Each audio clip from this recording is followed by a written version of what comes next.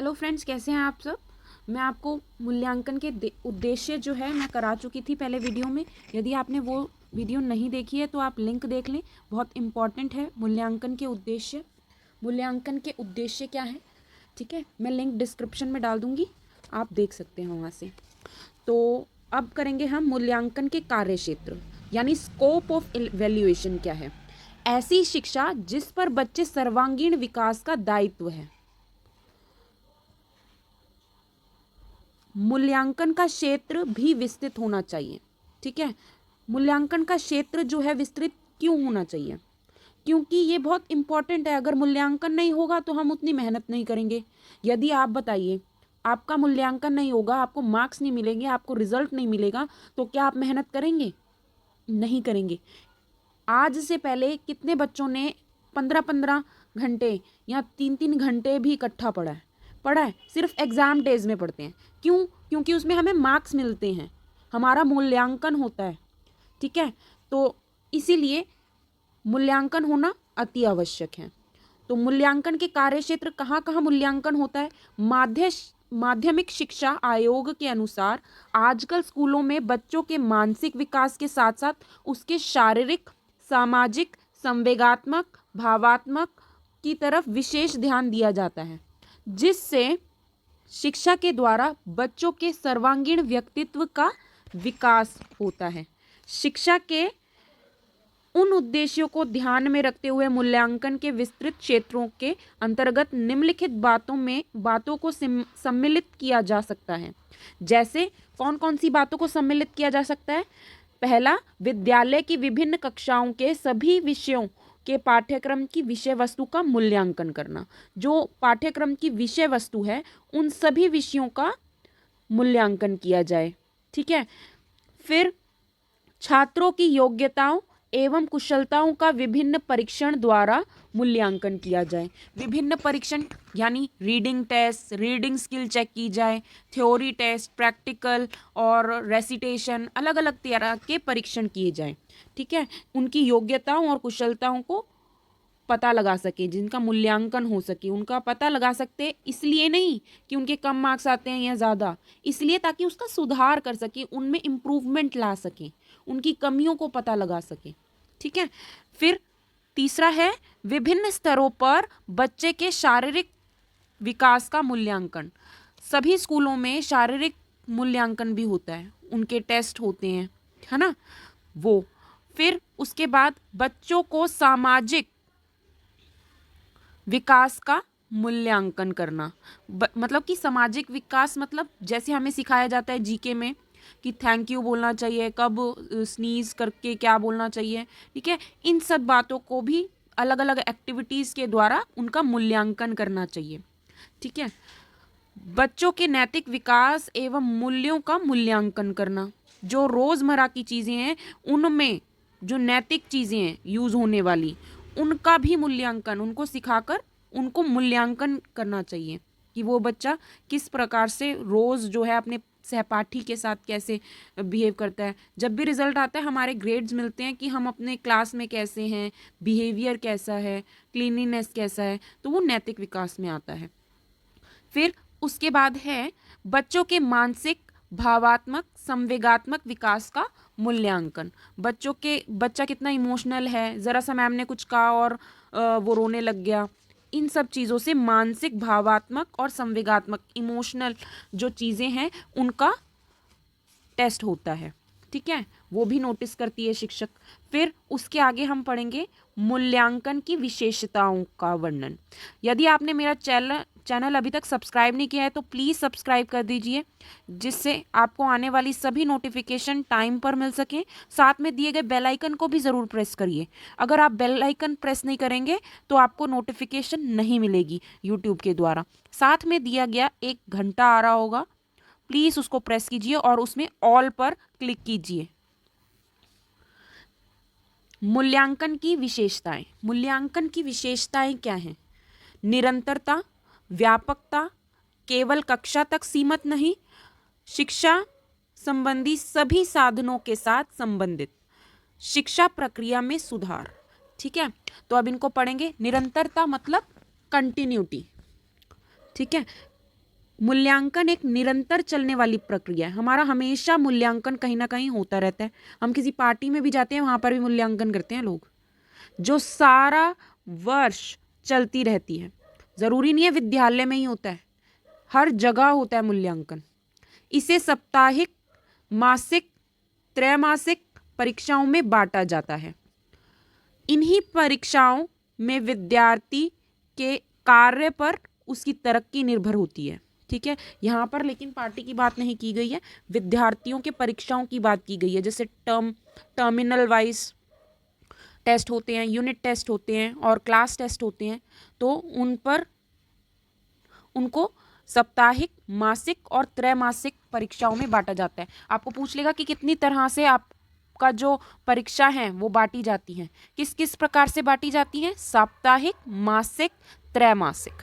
ठीक है, इनमें बांटा जाता है। इन्हीं परीक्षाओं पर, और ये परीक्षाएं क्यों होती हैं, उससे हमारी जो तरक्की है वो निर्भर होती है, शिक्षक की भी और छात्र की भी। फिर आता है व्यापकता। व्यापकता क्या है? सही मूल्यांकन व्यापक होता है। इसमें व्यक्तित्व विकास के सभी पक्ष, सभी तरह से बच्चे का मूल्यांकन किया जाता है, चाहे वो शारीरिक तौर से हो, मानसिक तौर से हो, बौद्धिक, सामाजिक आदि जितने भी परीक्षण हैं वो किए जाते हैं। सभी तरह के परीक्षण जो हैं शामिल होते हैं। सही अर्थ में कहा जाए तो मूल्यांकन का उद्देश्य व्यक्तित्व के सभी पक्षों का संतुलित विकास करना होता है, सभी पक्षों में उसका संतुलित ताकि विकास हो सके। ठीक है, फिर आता है केवल कक्षा तक सीमित नहीं, नॉन कन्फाइनमेंट टू क्लासरूम। सिर्फ केवल कक्षा तक, जैसे मैंने आपको बोला था, सिर्फ कक्षा में ही नहीं होता मूल्यांकन। मूल्यांकन केवल कक्षा तक सीमित ना होकर कक्षा के बाहर भी होता है। समाज सेवा, सहयोग, जीवन के ऐसे ही कई अन्य पक्षों का मूल्यांकन कक्षा के बाहर की क्रियाओं में होता है। ठीक है, फिर आता है शिक्षा संबंधी सभी साधनों के साथ संबंधित। शिक्षा संबंधी सभी साधनों के साथ संबंधित यानी involvement of all agencies concerned with education. मूल्यांकन केवल अध्यापकों द्वारा ही नहीं किया जाता, वरन वह विद्यार्थियों के माता पिता, शिक्षा से संबंधित अन्य व्यक्तियों द्वारा भी किया जाता है। विद्यार्थी आत्म मूल्यांकन द्वारा भी स्वयं को मूल्यांकन कर सकते हैं। वह स्वयं भी मूल्यांकन करते हैं कि हमें क्या आता है, क्या नहीं आता, हमें ऐसा करना चाहिए या नहीं करना चाहिए। ठीक है, सामाजिक पक्ष का मूल्यांकन माता पिता, समाज के अन्य व्यक्तियों और समाज के उन संस्थाओं द्वारा किया जाता है जिनके विद्यार्थी सदस्य होते हैं। शारीरिक विकास का मूल्यांकन स्वास्थ्य विभाग द्वारा समय समय पर किया जाता है। फिर आता है शिक्षा प्रक्रिया में सुधार। शिक्षा प्रक्रिया में क्या सुधार आता है मूल्यांकन से?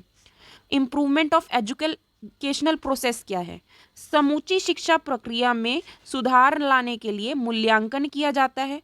यह लक्ष्यों तथा सीखने के अनुभवों को निर्णय करता है और अध्यापकों व विद्यार्थियों के मार्गदर्शक का काम करता है।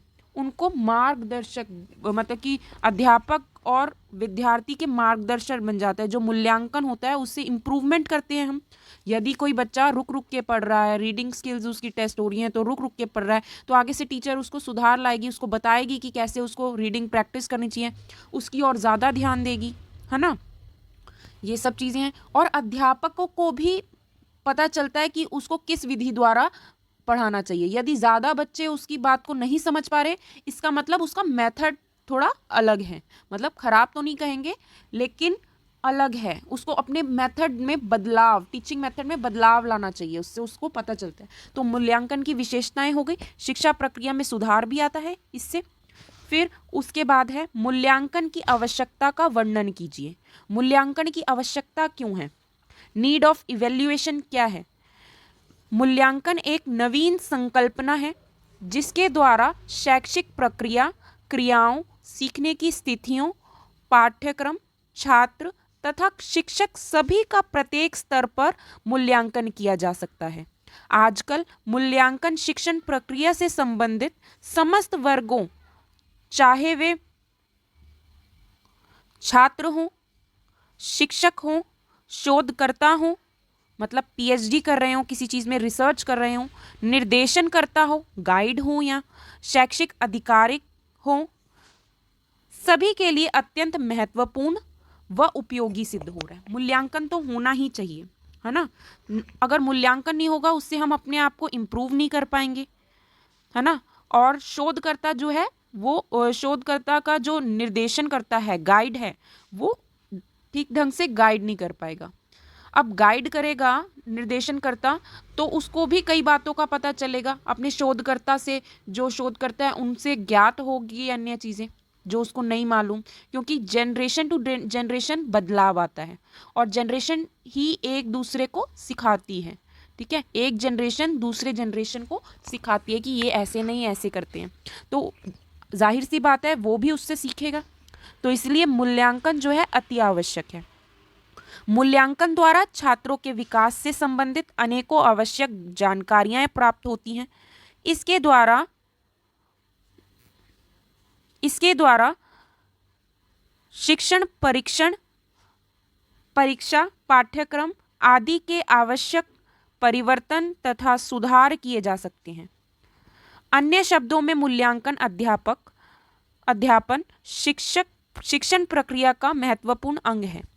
अध्यापक का पाठ्य पुस्तकों, दृश्य श्रव्य साधनों, योजनाओं और अध्यापन विधियों और अन्य अपने छात्रों के साथ संबंधों को भी कार्य साध्यता का अनुमान लगाना चाहिए। यह मूल्यांकन द्वारा सभी संभव है ना। मूल्यांकन द्वारा ही संभव है, इंटरैक्शन होगा उसी के बहाने अपने अध्यापक और छात्र का। फिर अवगुणों तथा असफलताओं की पहचान भी इससे होती है।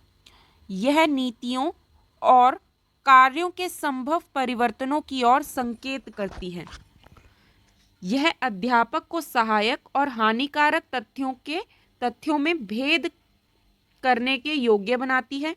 अध्यापक को सहायक और हानिकारक तथ्यों की जानकारी के साथ साथ शिक्षा उस समय तक ही प्रगति करेगी जिस सीमा तक उसका प्रयोग तथा मार्गदर्शन मूल्यांकन के परिणामों द्वारा किया जाएगा।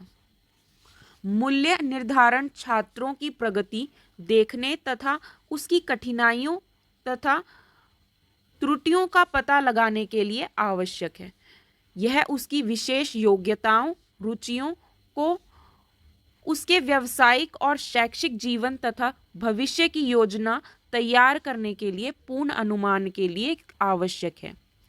मूल्यांकन के द्वारा ही अध्यापक के कार्य की जांच, अभिभावकों तथा प्रशासकों की संतुष्टिता, ठीक है, तथा प्रगति के उचित स्तर को स्थापित किया जाता है। अब जो बच्चा सेकंड आ रहा है उसके माता पिता को पता चल जाता है कि हमारा बच्चा जो है किस प्रकार से विकास कर रहा है, वो फर्स्ट आने की इच्छा करते हैं, है ना। फिर ताकि और विकास हो सके बच्चे का, और टीचर भी कोशिश करता है, प्रयास करता है, और बच्चा अलग से कोशिश करता है। तो फिर ये हो गई हमारी मूल्यांकन की आवश्यकताएं।